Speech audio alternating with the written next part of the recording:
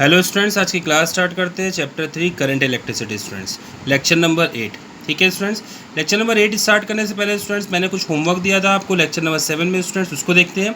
उस होमवर्क में student given था सोर्स बैटरी 5 वोल्ट। ठीक है, आपको क्या क्या फाइंड आउट करना था स्टूडेंट? लेंथ दिया था 5 मीटर और balancing length 350 centimetre and 50 centimetre दिया हुआ था स्टूडेंट्स। आपको फाइंड आउट करना था, मतलब कि बनाना था, सर्किट डायग्राम बनाना था और E1 और E2 सेल आपको फाइंड आउट करना था स्टूडेंट। देखेंगे यहाँ पर ये एक 5 मीटर का पोटेंशियोमीटर वायर है स्टूडेंट्स। तो 5 मीटर पोटेंशियोमीटर वायर पूरा ना बना के स्टूडेंट्स एक स्ट्रेट लाइन खींच दिया जाता है स्टूडेंट्स। ठीक है, और ये बैटरी से कनेक्टेड है स्टूडेंट्स, सोर्स बैटरी 5 वोल्ट जो दिया हुआ है स्टूडेंट्स। और साथ ही साथ में स्टूडेंट्स क्वेश्चन में ये दिया था कि जो सेल है एक बार वो सेम पोलरिटी के साथ ऐड है और एक बार दूसरे कॉम्बिनेशन में वो अपोजिट पोलरिटी के साथ ऐड है स्टूडेंट। ठीक है, तो सेम पोलरिटी वाला कितना दे रहा है स्टूडेंट्स? बैलेंसिंग लेंथ आपका 350 सेंटीमीटर दे रहा है स्टूडेंट्स, और अपोजिट पोलरिटी वाला कितना दे रहा है आपका? 50 सेंटीमीटर दे रहा है स्टूडेंट। एक ये वाला 50 होगा स्टूडेंट्स यहाँ से यहाँ तक, और यहाँ से यहाँ तक 350 होगा स्टूडेंट्स। ठीक है, तो देखते हैं स्टूडेंट्स, अपन फाइंड आउट करते हैं given balancing length for first combination. Formula क्या होता है students? E directly proportional to length होता है स्टूडेंट। तो देखो ये दो सेल्स कैसे हो गए, दोनों सीरीज में है, तो E1 plus E2 directly proportional to balancing length कितना है इसकी? 350। Balancing length for second combination कितना है स्टूडेंट? 50 दिया हुआ है। तो E1 माइनस E2 जो कि ये दोनों अपोजिट पोलरिटी है स्टूडेंट्स, तो E1 minus E2 directly proportional to क्या हो गया? 50 हो गया स्टूडेंट्स। आगे बढ़ते हैं स्टूडेंट्स, यहाँ देखेंगे अपने को पता है K इक्वल टू क्या होता है? V बाई L होता है, और V कितना दिया है? 5, और L 5 मीटर दिया हुआ है। तो ये कितना हो गया? 500 हो गया स्टूडेंट्स। ठीक है, तो 1/100 हो गया स्टूडेंट्स। सो इक्वेशन बिकम, आपकी इक्वेशन क्या हो गई? ये E1 plus E2 equal to K 350, और दूसरी इक्वेशन हो गई E1 minus E2 equal to K 50। ठीक है, एक K 350 और एक K 50 है स्टूडेंट्स। ठीक है, तो K की वैल्यू पुटअप कर लिया गया, यहाँ भी पुटअप कर लिया गया। तो देखेंगे आपका E1 प्लस E2 कितना आ गया? 3.50 वोल्ट, और यहाँ आ गया E1 minus E2 equal to 0.50 volt. ठीक है, अब ये दोनों इक्वेशन को सॉल्व किया जा रहा है स्टूडेंट्स। ये दोनों इक्वेशन को सॉल्व करने के लिए क्या किया मैंने? प्लस किया तो दोनों कट गया। E1 आपका कितना आ गया? आपका 2 वोल्ट आ गया स्टूडेंट्स। E1 कितना आ गया? 2 वोल्ट आ गया। इसकी E1 की वैल्यू को स्टूडेंट्स मैं किसी एक इक्वेशन में पुट कर दिया, और आप देखेंगे आपकी E2 की वैल्यू 1.50 वोल्ट आ गया स्टूडेंट्स। ठीक है, ये आपको पता करना था स्टूडेंट्स, E1 E2, और साथ में सर्किट डायग्राम भी बन गया स्टूडेंट्स। ठीक है, आज की क्लास स्टार्ट करते हैं स्टूडेंट्स। आज का टॉपिक है स्टूडेंट व्हीट स्टोन ब्रिज। आज का टॉपिक है अपना wheat stone bridge student. Wheat stone bridge क्या है स्टूडेंट? व्हीट स्टोन ब्रिज एक कॉन्सेप्ट है, एक प्रिंसिपल है स्टूडेंट्स।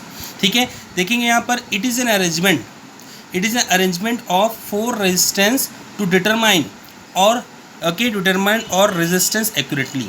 ठीक है स्टूडेंट्स, क्या काम करता है ये? 4 रेजिस्टेंस का एक अरेंजमेंट है जो क्या काम आता है? रेजिस्टेंस फाइंड आउट करने काम आता है। कैसे? Accurately, with the help of remaining 3 resistance students, with the help of remaining 3 resistance student. Example देखेंगे यहाँ पर P by Q equal to R by S, ये चारों रेजिस्टेंस है स्टूडेंट्स। ठीक है, जिसमें से P, Q, R and S are 4 resistance. ठीक है, in which P is unknown, मतलब ये जो P क्या है स्टूडेंट्स? अननोन है। तो देखेंगे स्टूडेंट्स फॉर्मूला क्या हो जाता है? P equal to RQ upon S। तो in this way we can find out the resistance P students, मतलब कि इस वे से अपन रेजिस्टेंस P की वैल्यू निकाल लेंगे स्टूडेंट। तो देखेंगे आप व्हीट स्टोन ब्रिज का मेन प्रिंसिपल देखेंगे स्टूडेंट। ये है आपका एक व्हीट स्टोन ब्रिज का एक डायग्राम है स्टूडेंट्स। ये क्या डायग्राम है स्टूडेंट्स? मैंने क्या किया यहाँ पर? स्टेप 1 में किरचॉफ फर्स्ट लॉ अप्लाई कर दिया। तो किरचॉफ फर्स्ट लॉ मैंने क्या किया? यहाँ पर I1 प्लस I2 ले लिया। इस जंक्शन में यहाँ I1 फ्लो हो गया, यहाँ I2 फ्लो हो गया। यहाँ से स्टूडेंट देखेंगे यहाँ पर IG फ्लो कर दिया। IG मतलब कि गैलोमीटर करंट।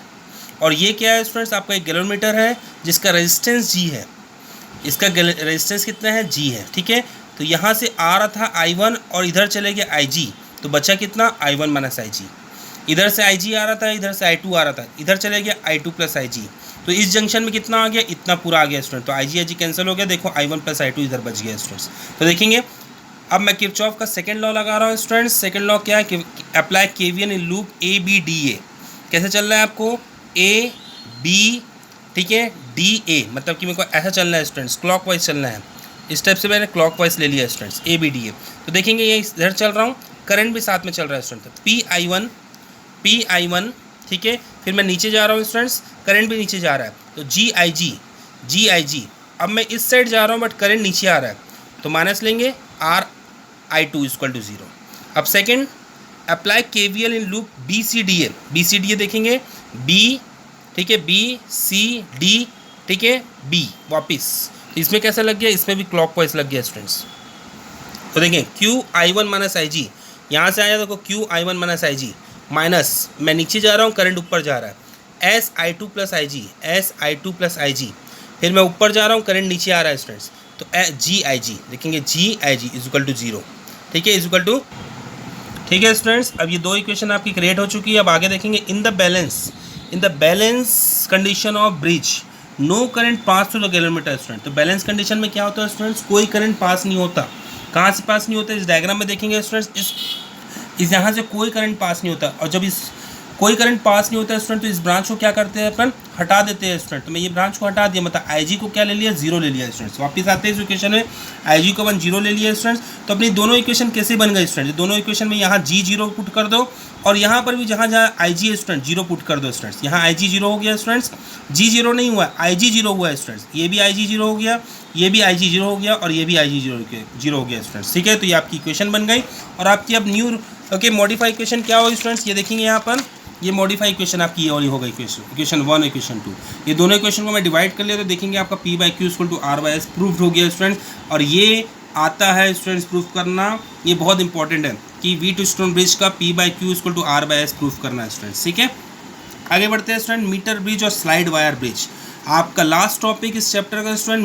मीटर ब्रिज क्या होता है स्टूडेंट्स, ठीक है, एक ऐसा अपॉर्टर जिसको रेजिस्टेंस मेजर करने के लिए यूज़ किया जाता है स्टूडेंट्स, ठीक है।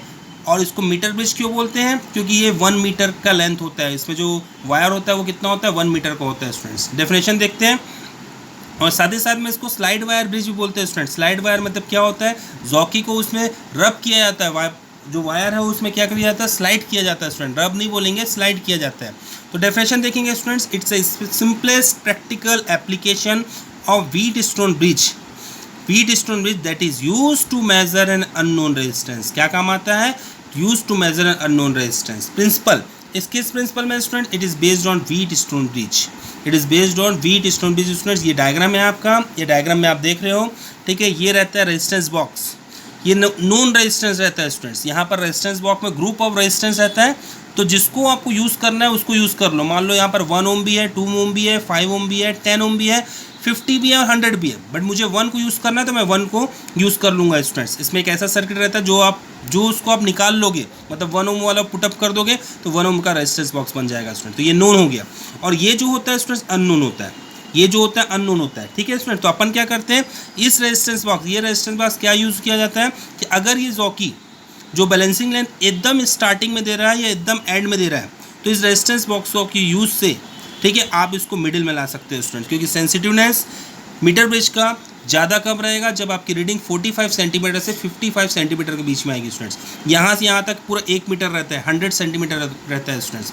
तो ये रेजिस्टेंस बॉक्स का ये यूज़ किया जाता है स्टूडेंट। अब क्या हुआ स्टूडेंट्स, आपने हिट एंड ट्रायल से फाइंड आउट कर लिया ये पॉइंट, आपने हिट एंड ट्रायल से ये पॉइंट कर दिया, ओके, ये पॉइंट फाइंड आउट कर लिया। जहाँ पर गैलोमीटर क्या पॉइंट को शो कर रहा है, 0 पॉइंट शो कर रहा है स्टूडेंट्स। मतलब ये क्या हो गया, बैलेंसिंग लेंथ हो गया स्टूडेंट्स। इसको नल डिफ्लेक्शन भी बोला जाता है। क्यों, क्योंकि गैलोमीटर क्या हो रहा है, 0 को पॉइंट कर रहा है स्टूडेंट्स, ठीक है। तो यहाँ से यहाँ तक लेंथ कितनी हो गई, L हो गई। और यहाँ से यहाँ तक लेंथ कितनी हो गई, जो कि पूरा 100 होता है तो 100 माइनस L। देखो इस L लेंथ को मैं P बोल रहा हूँ और 100 माइनस L को Q बोल रहा हूँ स्टूडेंट्स, ठीक है। इसको R और इसको S। तो देखेंगे students working after taking a suitable resistance R, आपने रेजिस्टेंस ले लिया, मान लो कितना रेजिस्टेंस ले लिया, उस रेजिस्टेंस बॉक्स से 1 ओम ले लिया मान लो, तो वो नोन हो गया आपका। तो jockeys move along the wire till there is a no deflection on galvanometer, then the balancing condition of bridge we have P by Q equal to R by S, ठीक है। तो देखोगे P क्या है स्टूडेंट्स, ये आपका given है, AC आपका 100 सेंटीमीटर है, AB L हो गया। तो BC कितना लिया है, 100 माइनस L। तो P resistance of AB, Q resistance of BC। Formula क्या होता है रेजिस्टेंस का student, rho L by A। और इसका भी रेजिस्टेंस फॉर्मूला क्या होता है, रो L। इसका L क्या है, 100 माइनस L अपॉन A, जो कि एक ही वायर है स्टूडेंट्स, जो कि वायर डायग्राम में आप देखेंगे, जो कि डायग्राम में वायर एक ही है। तो इसका रेजिस्टिविटी, इसका area of cross section same रहेगा, बस लेंथ चेंज हो गया स्टूडेंट। यहाँ से यहाँ तक L और यहाँ से यहाँ तक 100 माइनस L स्टूडेंट्स, ठीक है। तो क्या हुआ देखेंगे, रो कट गया और A कट गया स्टूडेंट्स, आपका बचा के L अपॉन 100 माइनस L, मतलब P बाई क्यू की वैल्यू आ गई स्टूडेंट्स। अब मैं पुटअप कर देता हूँ P बाई क्यू की L अपॉन 100 माइनस L। ये R आपका नोन था और S आपका अननोन था। तो देखो स्टूडेंट S इस वे से आप निकाल लोगे इस फॉर्मूले से, ठीक है, इस फॉर्मूले से आप निकाल लोगे। समझ में आ रहा है स्टूडेंट्स। यहाँ आगे बढ़ते हैं, यहाँ पर देखते हैं, अगर आपको रेजिस्टिविटी भी निकालना है, हाउ टू डिटरमाइन रेजिस्टिविटी, तो देखो S इस फॉर्मूले से निकल गया। अब रेजिस्टिविटी का फॉर्मूला क्या होता है student, rho equal to SA upon L, wire. ये फॉर्मूला कौन सा है students, R equal to rho L by A होता है ना, तो वो आर जो है वो एस बन गया है, बस फॉर्मूला वही है रो के टर्म में स्टूडेंट्स। तो एरिया पाई आर स्क्वायर और length of wire, length of wire आपको डायरेक्ट उस वायर को आपको मीटर स्केल में आप मेज़र कर सकते हो। रेडियस के लिए आप स्क्रू को यूज़ कर लो, आप डायमीटर फाइंड आउट करने के बाद उसका रेडियस हाफ कर दो स्टूडेंट रेडियस में। ये आपका न्यूमेरिकल स्टूडेंट्स यहाँ देखेंगे। In a metre bridge the null point is found at a distance of 33.7 centimetre from A, मतलब ए से 33.7 सेंटीमीटर मिल रहा है। If no resistance of 12 ohm is connected in parallel with S the null point occur at 51.9, मतलब कि 12 ओम का एक resistance parallel लग जाता है किसके, एस के साथ, तो नल पॉइंट कहाँ शिफ्ट हो जाता है 51.9 सेंटीमीटर में। Determine the value of R and S, R S निकालना है स्टूडेंट्स। ये डायग्राम है स्टूडेंट्स, यहाँ आपको ए बना हुआ है, यहाँ देखेंगे ये ए है और ये बी है स्टूडेंट्स, ठीक है। ये आर है और ये एस है और एक पैरेलल में जुड़ रहा है। मान लो ये स्टार्टिंग में पैरेलल में नहीं जुड़ा है स्टूडेंट्स, तो नल पॉइंट कितने में मिल रहा है आपको 33.7 में मिल रहा है स्टूडेंट्स। बट जब पैरेलल में जुड़ जा रहा है तो आपका नल पॉइंट कहाँ शिफ्ट हो जा रहा है स्टूडेंट्स 51.9 सेंटीमीटर में शिफ्ट हो जा रहा है। तो देखते हो कुछ न्यूमेरिकल स्टूडेंट्स।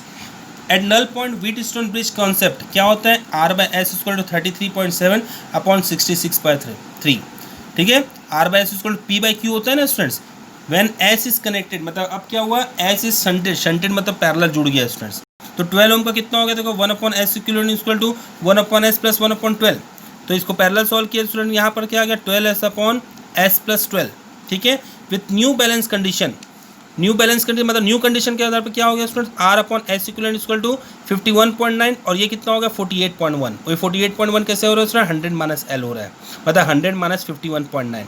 अब यहाँ क्या हो गया स्टूडेंट्स R, और R तो R है, S इक्वल क्या है आपका 12s/S प्लस 12, ठीक है स्टूडेंट्स। और ये पुटअप कर लिया आपने, यहाँ देखेंगे S प्लस 12 को ऊपर फेंक दिया और इस R और S को इधर फेंक दिया, ठीक है। S को इधर फेंक दिया, R को इधर फेंक दिया स्टूडेंट्स। तो इधर देखेंगे आपकी इक्वेशन क्या बन गई, आपकी इक्वेशन ये बन गई स्टूडेंट्स, ठीक है। यहाँ पर वैल्यू पुटअप कर देंगे S/R की, अपने पास ऑलरेडी R/S की वैल्यू है स्टूडेंट, उसका रेसिप्रोकल ले लेंगे, इसको वैल्यू पुटअप कर देंगे और S का आपका आंसर आ जाएगा 13.1 ओम स्टूडेंट्स, ठीक है।